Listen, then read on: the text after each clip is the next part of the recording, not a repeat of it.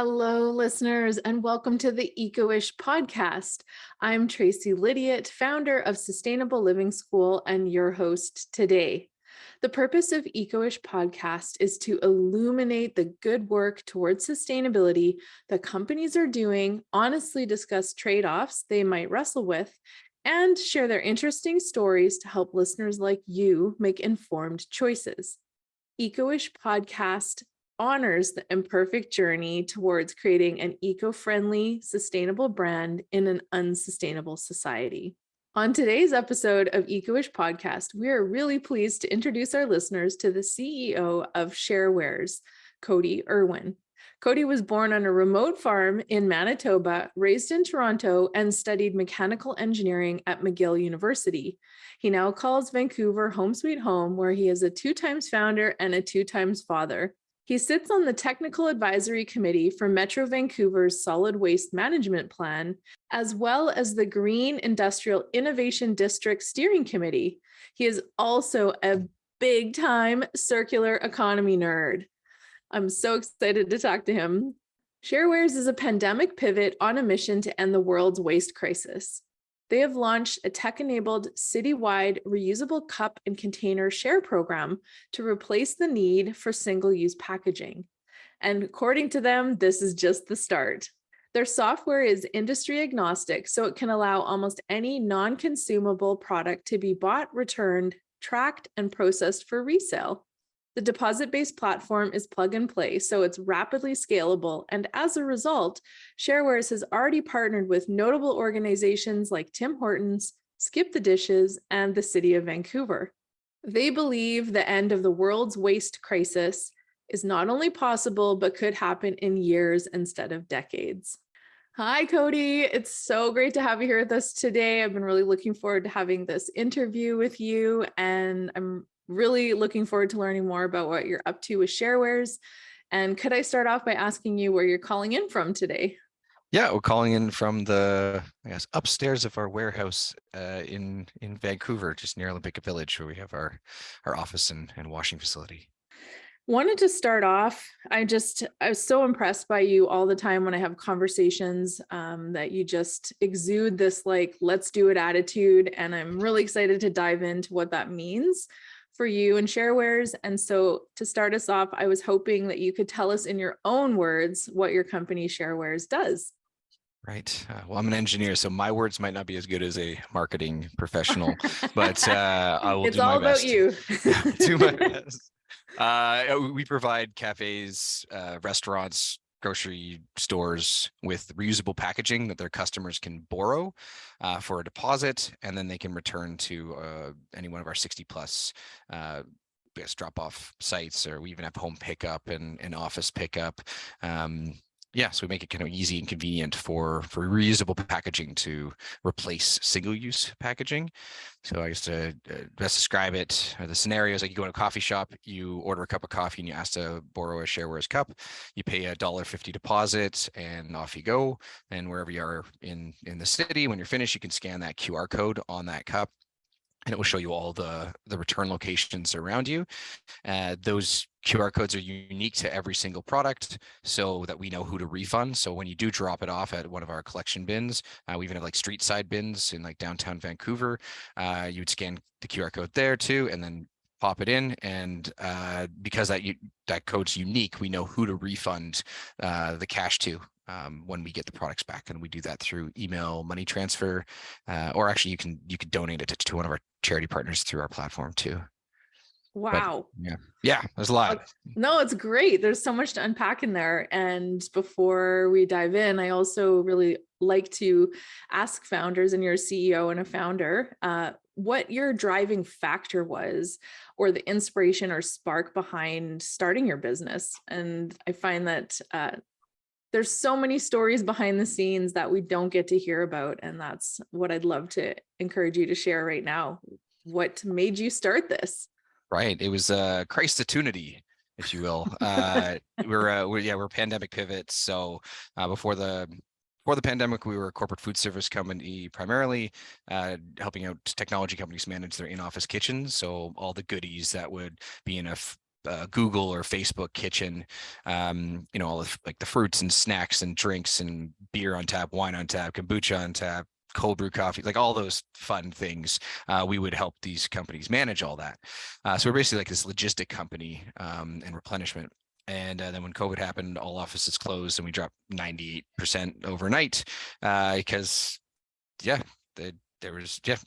those were our clients' offices, and they just didn't exist anymore. But then with the wage subsidies and rent subsidies came online through the government, and so now we had like a fully functioning business with all the right people in the right seats, tons of lovely staff, delivery vehicles, 5,000 square foot warehouse, all of the software systems, manuals, everything for a logistics company.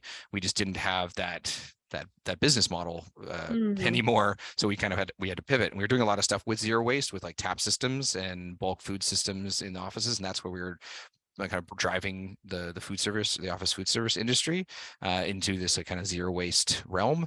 And so we decided to lean into that as we saw there was a lot of waste being produced because of COVID. Everything was single use, everything reverted back, and we knew that it would rebound, and we would hopefully go polarize the other way when people were like, oh, it's crazy how much garbage we're creating. Now we're seeing it. Now we have more of an awareness. And so then when, everything kind of came back to a little bit more normal, then we could get to work and help end this waste crisis that we're in right now. Oh my gosh, completely. First of all, congratulations for being a pandemic pivot that's successful. I can't even imagine how stressful that must have been to just overnight your business model just evaporates. How long had you been working on the corporate side with the food replenishing prior to the COVID? 10 years. So we had 10 years of resources to replenish. But actually, like it was stressful at the beginning because I was worried about my team. Like, what is everybody going to do? Like, how do we get everybody paid? How do we get people on these subsidies? How do we do all those things? Because really the people are what matter in it all. But then, kind of getting out of that and everybody's taken care of, and suddenly like we could, hire everybody back, or most people that weren't on delivery because we had no one to deliver to. Then after that, it's just like fun. It's like, all right, it's an entrepreneur's dream. You have like 10 years of resources that have already been built, and we don't have to start from scratch. I don't have all that crap that we deal with. I could just get like right into the business part. So actually it's been so much fun. And this is the bleeding edge market. Circular economy is isn't even like a blip on the radar yet, but it's where we need to be sustainable on this planet. We can't keep wasting. So well, awesome. Thanks. That's amazing. Thanks for sharing that. And I hear the stress, and like, I really appreciate your care of your employees, because I had my own business at one point in time too. And they really are the lifeblood of your business. You can't do it alone. So I'm glad that you were able to find solutions. And just in your intro as well, you shared something that was so prevalent with COVID, which was waste and the single-use waste, and how everybody was like using skip the dishes and Uber Eats, wherever we were geographically, using takeaway systems. And it's a great point that I think a lot of people don't think about. They maybe saw all the waste and concentration about face masks and the disposable masks and all the statistics about how many of those are going to end up in the ocean. But you just pointed out a really great point, which is we weren't able to sit in restaurants and use cutlery and plates and ceramic things that could be rewashed and reused. We started increasing the amount of takeaway containers. So yeah, entrepreneur's dream, and probably also like you said, what did you call it? Not a crisis opportunity, but a crisis-opportunity. That's from like The Simpsons. It was like that. I mean, I think it's actually like this word. Anyways. Well, I appreciate I learned that a lot from The Simpsons growing up. Well, they're oddly really on point with a lot of things way back then. So then I'll date myself. Almost 40, still 39. I'm still in my 30s. Okay. Well, yeah, I'm a little bit older than you. So I remember watching the first Simpsons coming out. So super fun. They're really on point on so mcrisis opportunity. I hadn't heard that. So that's a new one for me with The Simpsons. Thank you. So basically, this is, I think, perfect segue into what my next question was, which might seem simplistic, and I'd love to expand on it with you. In what ways do you feel that your company and your services are helping consumers make eco-friendly choices? Uh, well, it's basically just making it easy. Like we looked around at all the different other platforms and how, reuse could work in the world, and I didn't think like any of them were really there yet, and it really wasn't super easy to do it, because like really humans need convenience. They need things to be, everybody's so busy.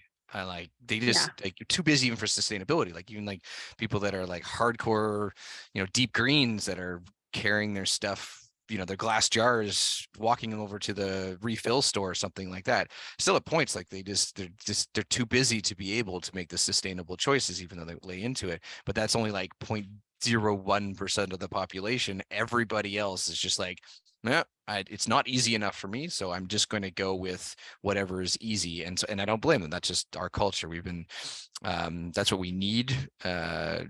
And then also it's been pounded into us for 70 years of this throwaway culture that it's okay to do that. So we don't have any like social norms saying that it's bad. You have garbage cans every, corner or whatever to kind of help you with those things, to help you enable the throwaway culture. So yeah, but just by making it easy, we saw that like it has to be the easiest thing. It has to plug into existing infrastructure. There has to be like almost no systems or behavioral change at all. And with the deposit model, that's possible. Like it's ubiquitous around the world. Everybody's pretty much using it right now. If you're in BC, you're using it. Like every can or bottle or anything, like juice or drink bottle or whatnot you buy, even like milk cartons and stuff like that now, are all on a deposit model. So you're already doing it. And with deposit model, you can slip it in right at the manufacturer level, to distributor, to retailer, to customer, and then to a depot at the end of life. The only problem was that that's not as convenient as it could be. So what we saw was that we need to make it easy for customers to get their money back, to return it and get their money back. So creating a network of return locations. So anywhere that there's a garbage can, or a collection service. So whether it's in an office, if it's on a street corner, if it's in a business, or getting home pickup, every one of those areas where there is waste being generated and picked up, or not generated but picked up, there needs to be able to have a collection system for reuse as like a new utility in the city, for like reusable products. And so yeah, we just built the tech to be able to make it happen. So you can conveniently return. And so it works both easy for our customers are like the businesses that buy from us. And then, so we're like B2B to C. So then like the end user, the customer of the business is also kind of part of the whole ecosystem. And it's easy for them because they're just paying a deposit and they're leaving. There's no memberships, or there's no scanning at checkout or anything like that. You just pay like a pan of pop. It's already in the bill. You pay it, you leave. And then if you brought that back to a depot, you can get cash back for it. With cans right now, but even with our products too, like it can be totally techless through the whole thing. Like you could bring all your reusable products, like all our takeout containers, grocery containers, cups, everything like that, right back to us, and we'll give you cash for it. So it's completely like inclusive and accessible to everybody in the community, and works just like the bottle deposit model. So basically, making it easy and convenient is the way we've been working. That's how you're helping. I love it. There's a lot of things in there that I would like to touch on. First of all, do you have, I can imagine, when you say you have recycling depots around the Vancouver area or drop-off locations, when you talk about besides a garbage can, do you actually have like cans on the side of the road where people are like, besides a normal garbage can, for example, maybe in the downtown district where there's like a big population of people? Is that how it's worked? Yeah. So we're like Return It is the, I guess, deposit collection. Like there's Return It depots that you can bring your cans and bottles to. Okay. So we're in partnership with them, with these street side bins that they've they've procured with industry, like Tim Hortons is a partner in the project, and so they're a collection bin that are on street side corners. They're like next to all the collection bins, and it's basically right now it's just for reusable cups. So you just go there and you scan the code on the bin, scan your cup, put it in, and off you go. And That's so they're that's awesome. And so it's interesting when you talk about how there's deposits built in that lots of people don't think about, like pop cans. Let's use pop cans or beer cans, which stimulates the collection of them. Have you ever had any challenges of people like pilfering through the return it cans looking for things? I guess I don't know, how am I trying to articulate? My tired brain is, have you had any problems with people going into those cans and pulling out your materials? Or is it because immediately it's like an instant transfer, folks that might be maybe going for pop cans or beer cans for their own return activities just wouldn't think twice about your container? Well, right now they wouldn't think twice about it. I mean, but it wouldn't matter if they did. So they're as soon as you return an item, it locks it to you. So Nice. the value is immediately gone. So if they did get stolen from the bins, they would be bringing it back to the depot, which is us right now. We have one depot. And they would try to get cash for it, and we would scan it here and say, this was returned to that bin over there. It's stolen property. So like technically, Sorry, you had luck. like we could call the police on you or something like that. So and yeah, so there would be no point. We would be giving no refunds in that scenario. But the great thing about it too is like if they're not claimed to a bin and they're not returned and they're just on the street, that it's a income opportunity for the collector economy. So it's not only giving marginalized people more income for our convenience, because people will pay for convenience. Mm-hmm. It also can grow that side of the thing. So like our technology isn't just limited to packaging. We could be putting our codes on mattresses. Mattresses are a huge concern of Vancouver. So like not even an item that can be, I mean, I guess it could be reused, but it could be just recycled too.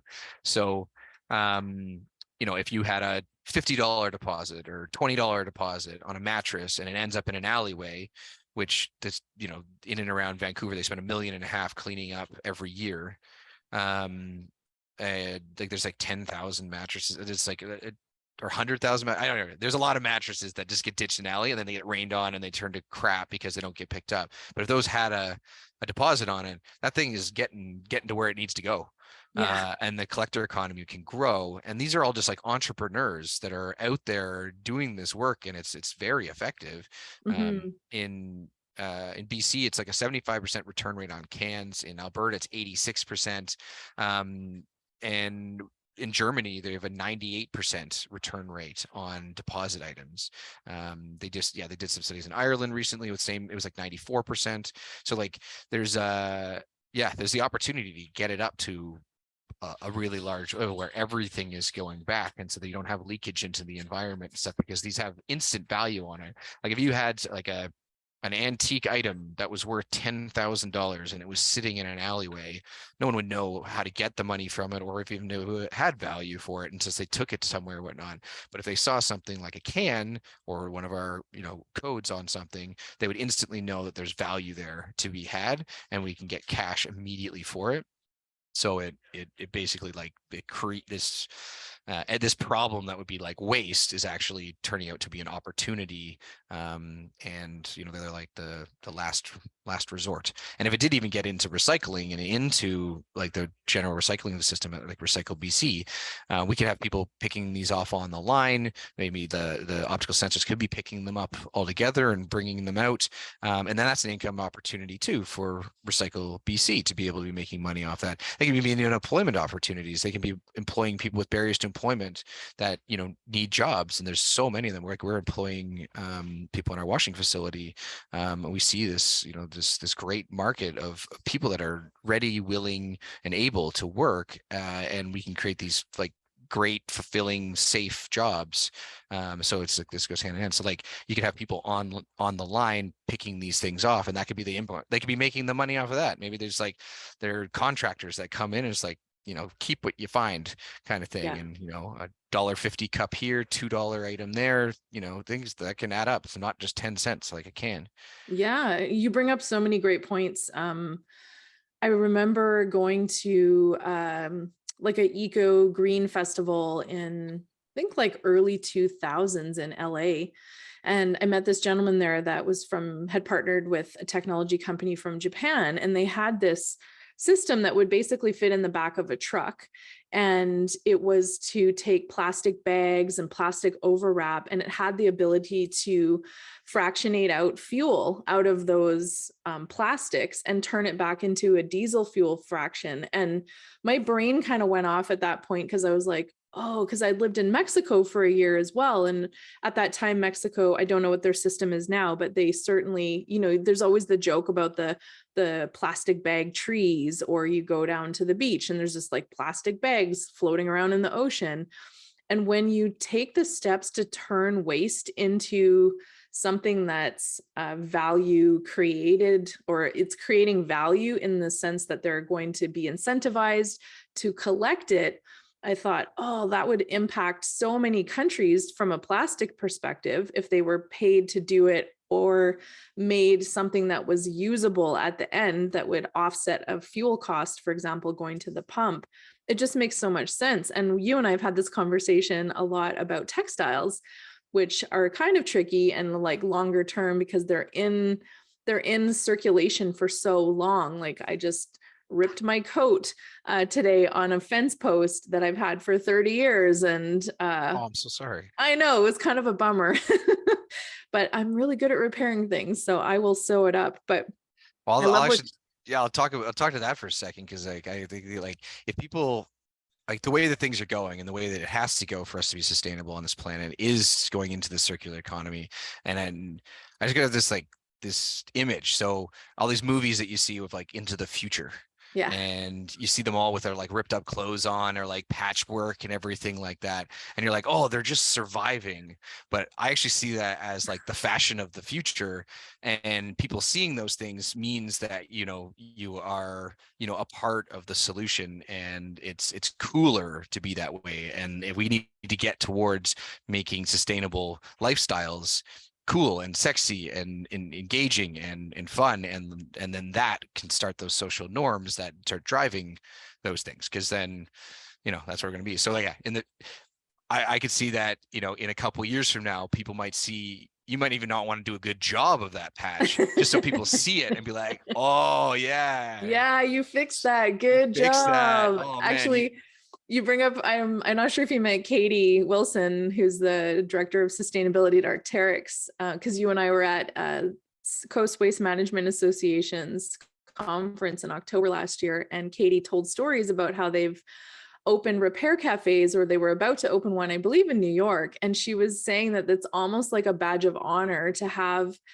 say, an Arc'teryx jacket, for example, with different colors of zippers on it, because it means you've had that jacket for so long that it's gone through like multiple repairs. And it's like, I thought that's such a great cultural shift, and it's exactly what you're talking about. So yeah, I might put like a little heart on my rip of my jacket, and I did this with heart and repair, and I thrifted the jacket anyways. It's from LL Bean. It's like $100 jacket I got for $4, and I'm going to make it last for like another 20 years.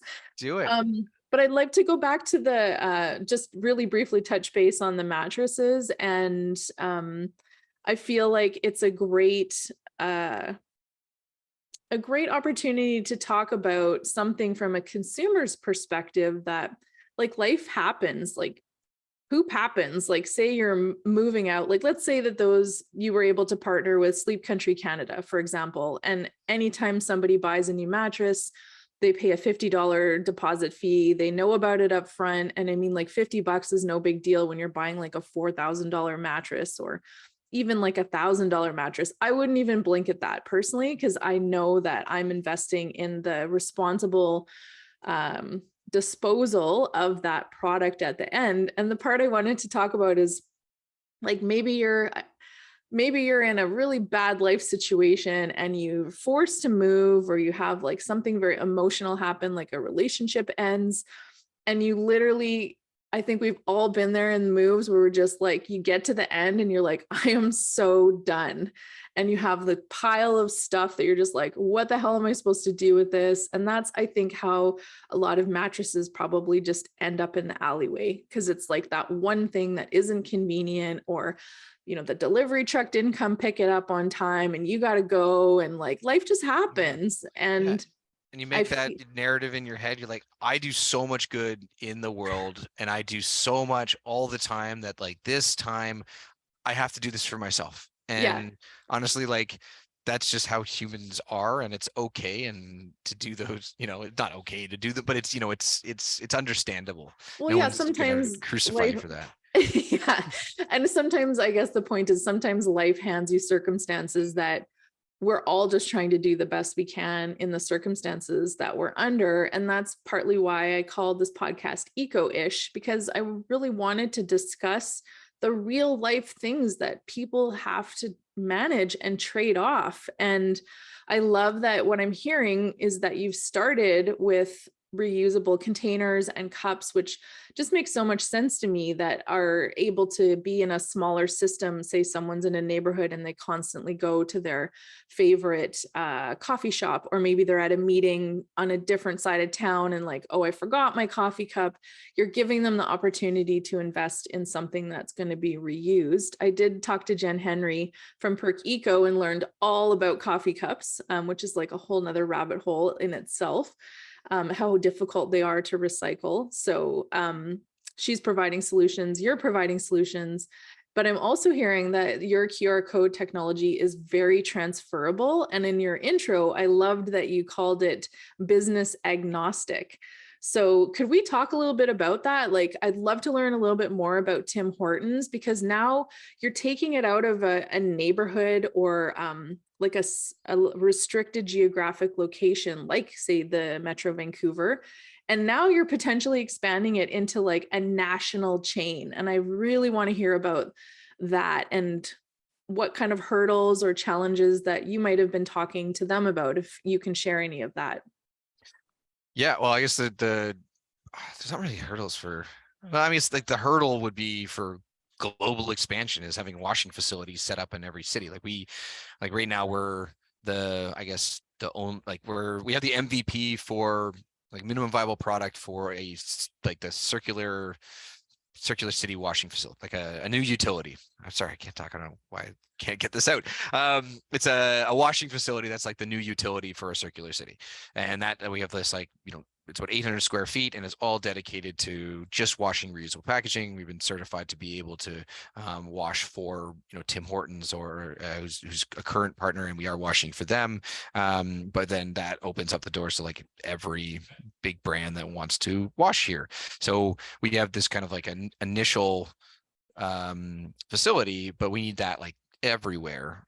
And so if there isn't that for a Tim Hortons to scale, because they're not going to really wash in their own facility, where like an A&W can wash in their own facility, but they'd only really be washing their own stuff. Like we've launched in Seychelles, and just doing a pilot, like a remote pilot there, where like a small community can be working off of their own infrastructure. So like our technology works with like a centralized washing facility, but you can also wash yourself. So if you like in Seychelles, there's, you know, like a few cafes there. There's one online right now, and another one's coming on very soon. And then they want to have like the whole community on it, and they all have their own dishwashers. So we just basically sell them the cups, or they could have their own cups, and we just sell them the codes. And then they can run it themselves. They get cups back to their thing, they wash it themselves, and goes back out again. If Tim Hortons had their own washing facilities in-house, they could be doing exactly the same thing. It's just adding infrastructure that might not be there at that time. Yeah. And also it works kind of things like you could have, like having a centralized washing facility, you could have public bins, you could have pick up from all different areas that go to this centralized washing facility. So like Body Energy Club in Vancouver, there are 15 locations. They accept their own cups. They have their own custom branded cups with our technology on it, or our QR codes on it, and then you can return those to Body Energy Club. They can wash it, but if you say get it picked up from Nada when you get your grocery deliveries, then it comes back to us. We wash it and then we sell it back to Body Energy Club. So it can kind of work both ways. So the centralized washing facility is good for scaling it up, but in a small community or just a small pilot just to start it off, a city could just have a few cafes or restaurants, working on it. So I guess the hurdle would be like getting these washing facilities online. And it's not like crazy infrastructure that it's like new technology. We're going to build all this sorts of fun new technology because yeah, that's what I like doing. Well, I'm sure your engineering brain too is thinking through this. And you did touch on a point earlier I wanted to bring up, which is social enterprise.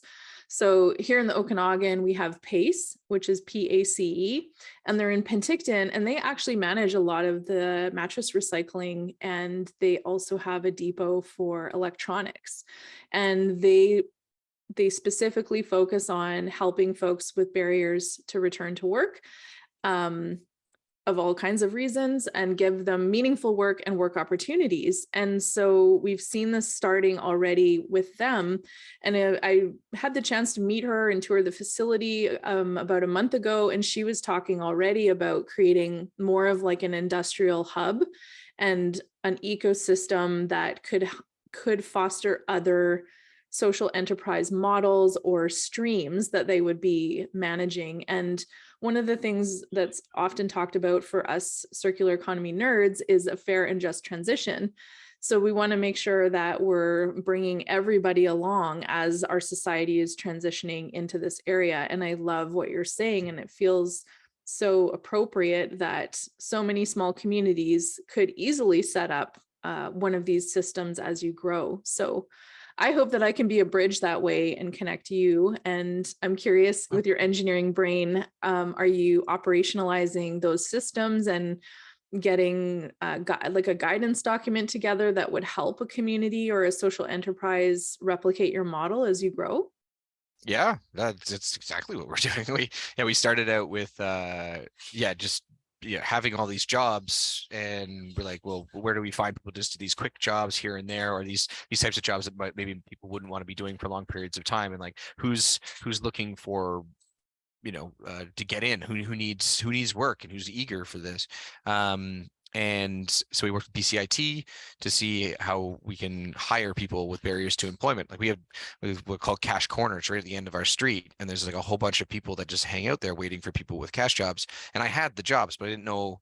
Like I was just like, I just need people to stamp this, or I need people to sort these, or I need people to do these things, so I don't have to do it. Like I'd love to pay them to be able to do that, but I don't know how to do that, and I don't know what my legal obligations are, and all these other things, like, and how vulnerable it leaves it. I just didn't know. So we engaged BCIT and work with some other partners like ShareWares Repair Initiative, and we create the manual for how we could start, or I guess there's a guidance doc to get us off levels. We had these 5 like amazing bright students that were working on it for like 6 months, and now we're hiring and working with people with barriers, and then now we're doing the next step of that, which is we hired a co-op student to work for the next 8 months to create this operations manual with like SOPs, so it's operations and HR, of how we can continuously hire, train, maintain, and support people with barriers to employment and keep those pipelines going, and work with like, say, like the Connects Autism Network and like things like that. Just like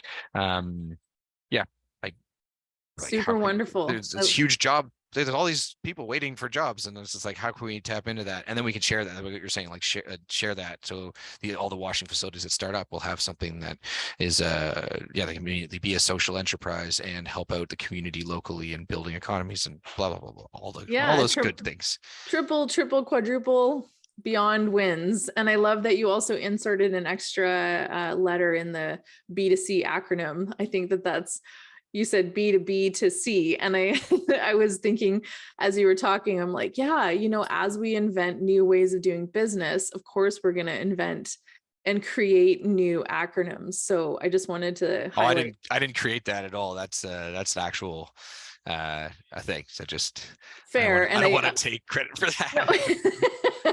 Well, thank you for bringing it up. I'll say that, because I think that maybe many listeners might not know what that means. It's business to consumer. So I love it.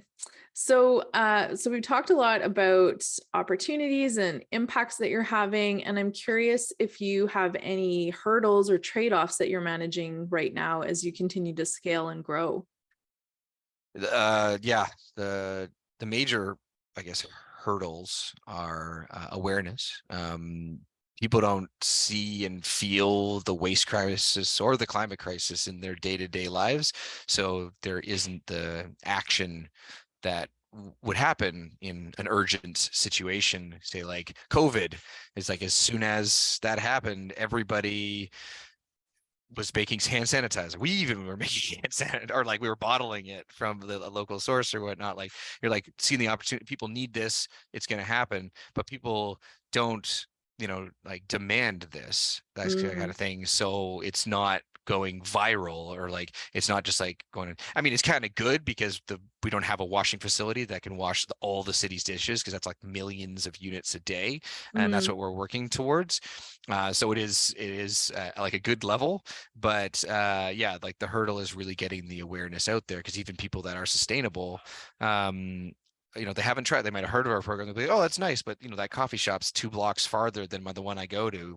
And really, is there, is a cup really that bad? Even though there's hundreds of millions of them going to the landfill in Metro Vancouver every year, like, or mhm. incinerators, like it's all over the streets. It's like it's more than half the city cleanup is just cups, like takeout Yeah. containers and things like that. So, but that gets cleaned up. We live in beautiful Vancouver, and we do not see a waste crisis at all. It's just everything's just out of sight, out of mind. Recycling works, compostable packaging works, which is all a farce, and no one really knows that, or they just trust that someone else is going to figure it out.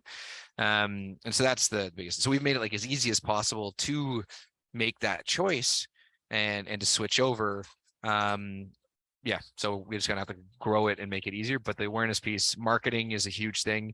Yeah. The government's putting all this money into sustainable business, like clean energy, like clean all these kinds of things. But if they put $10 million into a fund to fund marketing for, like, it was like, hey, digital marketing agencies, send us your proposal. You'll get $10 million of resources to do a Canadian-wide campaign, or maybe $1 million for each city or something like that to run this campaign. Pitch your campaigns to us to make it cool, sexy. Like, I mean, it doesn't have to be sexy, but it'd be cool and trendy, and like it, like in, and like, people have FOMO, create these social norms and all this kind of, create a culture around it, because it's really not hard to do it. And I guess one of the trade-offs that we've been doing is like, like it's not efficient right now. So like if you have a Mhm. few cups in a bin, we're going and cleaning those things out. When really, if it was at scale, those bins would be brimming all the Yeah. time, and we would be fitting into infrastructure. Like waste management companies would be picking those things up for us, because that's just part of the program. Because you'd have less other waste, you'd have more cups. So there's just like, it's just moving from one type to another. So you'd still have to pay a waste hauler to Mhm. take that stuff away. So it's not going to cost the business anymore. They're Mhm. just replacing one with another, and like city pickups, like all this kind of thing. So like it fits into the top of the supply chain, goes all the way down, and then the collection infrastructure is already there, doing all these things already, picking up, compost and recycling and garbage. Like these things can be picked up from your house on like a curbside collection weekly or bi-weekly, or however the system works in BC or Vancouver. Yeah. So yeah, it could be. So right now it's just less efficient.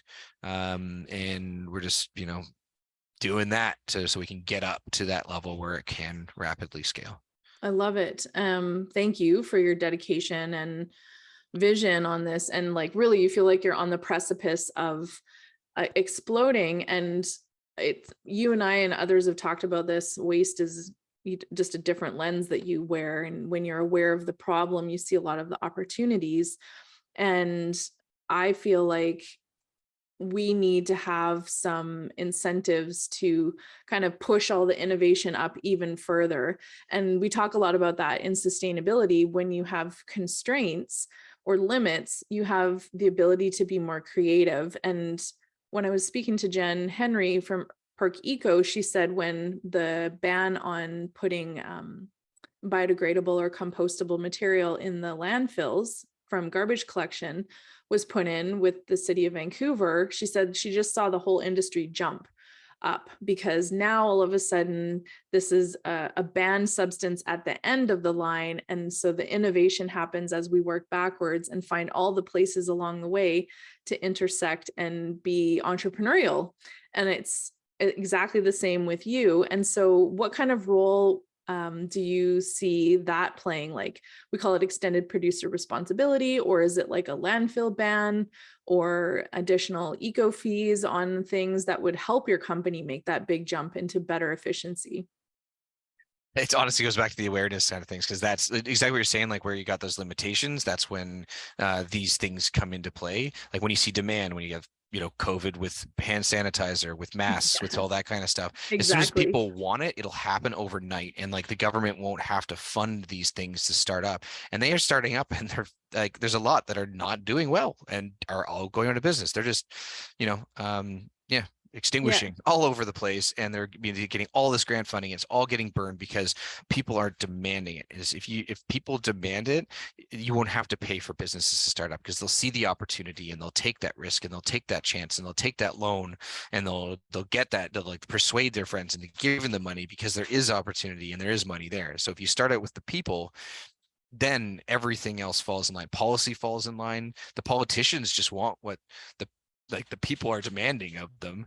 So it won't be a 25-cent cup fee. It could be a $5 cup fee. If everybody's demanding it and seeing a single-use cup, like a cigarette butt, Yeah. boom, then people will be like, yeah, $5. That's awful. Get that out of here. And then Yeah. everybody will fall in line. Like there will be the fringe people that I will be fighting it because they're just don't want to do that. But if you can make it as easy as possible to not have a single use cup, then they're just like, whatever, it's just a cup. I'm just trying to get a cup of coffee, and it'd be easy to get that. And they'll have those businesses come in line to yeah. So yeah, the politicians doing these like 25 cents was like, oh my God, you're crazy or whatever. But like really it's bad. Like it's waste. Like it's garbage. You're creating you're extracting resources to make something, to just destroy it, to devalue it, and then like create more garbage. So like when you think about it, single use cup or container or packaging, anything that's single use is awful. It's just Yeah. absolutely insane. It And if is you had a awful. different avenue of it, if it was another avenue was just as easy, but that thing just kept circulating and wasn't going into landfill, then that's the thing. But like the city, if they were like, we're banning all single use products from the market, the infrastructure couldn't handle it. Like and like people wouldn't like, yeah, no one would get that vote passed. They would get lynched to do something like that. But if all the people did it, it would happen in years, not decades.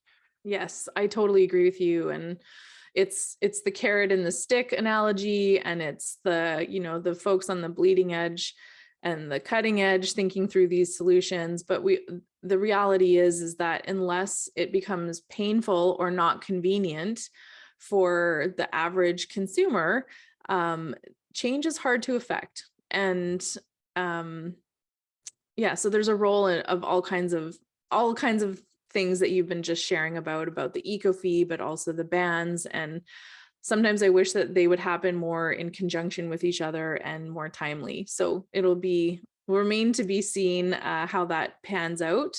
I know that there's some turbulence in the Vancouver area about the eco fees, and really when you think about it as waste and you think just a little bit outside yourself, like, wow, if one person a day is throwing away these cups times however many million people live in the lower mainland, when you just start to take those little baby steps with your thoughts, you start thinking like, oh wow, no, my actions do have impact, because I could divert this and change it into something that's going to be reused. And if everybody did that across the system, it would be a very impactful shift. So Yeah, but they just need to see it first. And once you see it, once you really fully understand it, you get it. yeah, And then you can start seeing it kind of elsewhere. But I mean, not everybody has to see it. It's just the influential people, in that marketing to get that going. Because most people, like 90 or 80% of the people, just fall in line with how everything else is going. And then they adopt that as their behavior. So like littering, like we don't litter anymore. It's so like we just well, we do. Like there is people that do it, Yeah. but in Vancouver, if you see somebody throw something on the ground and you would say something. You'd be like, "Hey, what the heck?" Like, Yeah, like pick that up. Like it's it's not cool, man. it's become So part of our culture, our culture. yeah. I can't say that word. Our cultural norms. Yeah, My tongue isn't working. I know that we're coming to the end of our time together, and I wanted to ask you a couple more just short questions. One sure. of them is, if you could pick up a paintbrush and paint your ideal future for ShareWares, what does that look like to you? I guess a centralized washing facility in every town or every city working off of, reusable packaging, and it bringing customer delight as single-use packaging does now, like the same types of experiences. And actually, I probably could bring better value, and not have just this unnecessary single-use stuff going on, because like things can be designed to be reused, and if you have the network and the systems all set up for it or whatever, you can make it just as convenient. So yeah, just like I guess awareness that single-use stuff is bad, Yeah. and a feeling of that, so people actually like have that as a social norm, and then reusable packaging flowing through economies and cities and stuff like that. Yeah. Thank you for that. I love the vision. And it's, it also, I think, really highlights that even though things are made out of plastic, you just brought it up and brought it forward, even though things are made out of um, materials that we might deem unsavory from a sustainability perspective, when you find solutions like ShareWares that use them over and over and over and over again, that's also a great step towards sustainability. And so I love your vision, and I really truly hope that this podcast at least illuminates for some folks what opportunities are out there. And it's a perfect segue into my final question, which is, if somebody is listening to this and they say, hey, I really want to implement that in my cafe or my restaurant, or maybe it's just a listener who's a customer, how do they connect with you, and how do they bring those ideas forward to their favorite cafe? Right. Well, first I want to touch on that kind of unsavory side of things. Sure. I mean, there is like all the stigma around it. I'm not saying like using petroleum products is like good and we have to use more of it or anything like that, but like the foundation of plastics, like the hydrocarbons, these they can be made from alternative sources. Like there is bioplastics and bio things or whatnot. And from our research and talking to the partner scientists, you could be making polypropylene out of like sargassum and like seaweed, algae, like plumes, like invasive toxic things. You could be making this stuff out of it. It's just right now it's made out of those things. So there's kind of stigmas, and there's all these misinformation around these things, and like things it's like toxic and all this kind of stuff. It's like, yeah, if you drink out of a PVC cup, you're going to get cancer. It's just like if you drank out of a lead cup, you would get lead poisoning. It's like there's all these different things of like how people are framing things and fear mongering and stuff like that. So there's a lot of this education that needs to go out there to make people feel safe and secure, and we're happy to provide that information, anything that they need, because what we do is safe and scalable and convenient and all that. So connect with us at on Instagram, share.wares. You can get like Cody at sharewares.ca. Our website's sharewares.ca. I don't know if there's any other. I think we're probably on TikTok soon. Okay. I think that's many people's statement. And just back to the unsavory, I certainly didn't mean to imply that using plastic is poor for your health or puts your health at risk in any way. And I love that you just brought that forward, because there's so many material scientists that are looking at alternatives for shifting, okay, what is made out of a non-renewable resource like petroleum, and how can we make the same product with durability and flexibility and safety for folks, but completely out of a different source. And it's one not of the perfect right now. It's no eco-ish. Eco-ish. And, one of the things that gives me absolutely so much hope every day to get up and continue doing the work that I do, and putting my passion energy into stuff like this, like my podcast, is that there's just millions of people out in the world that you don't even know about that are working on solutions. And I'm just so grateful to connect with you as one of those passionate people, and just want to say thank you so much for being on the podcast. And I hope to have you on again, maybe in a 6 to 8 month update, because if you got Tim Hortons on board, I can only imagine where the expansion might be going for you. So There's congratulations. lots happening in the industry that nobody sees, but it can be amazing. And yeah, if anyone's listening in Vancouver, please give us a try, and give us feedback. Like, this is first steps. This is a brand new industry. All your help, even like the worst possible stuff you could say, we want to hear it so that we can fix it. As we're problem solvers. Let's all work together to get there. Amazing. Thank you for that invitation. And for listeners, I'll put everything from Cody's contact information and website and social links down in the show notes as well. So Cody, I wish you a wonderful day. Thank you so much for your time. Deeply appreciate it, and just honor the work you're doing. Awesome. You too. Thanks so much. Hey, listener, thank you so much for tuning in to this latest episode of Eco-ish Podcast. We're very excited to bring you new content every other Wednesday throughout the year. You can follow along at Instagram at eco.ish.podcast. If you'd like to find out more about the Sustainable Living School, which produces this podcast, you can look at the website sustainableliving.school. You'll find information about courses and a free guide that you can download to learn more about sustainable living and how to get started. The Sustainable Living School is also partnered with Your Healthiest Self on a 5-day free Sustainable Living Made Easy challenge. You can register at any time by going to the website sustainablelivingmadeeasychallenge.com. Thank you again, and we hope you'll tune in again soon. Bye for now.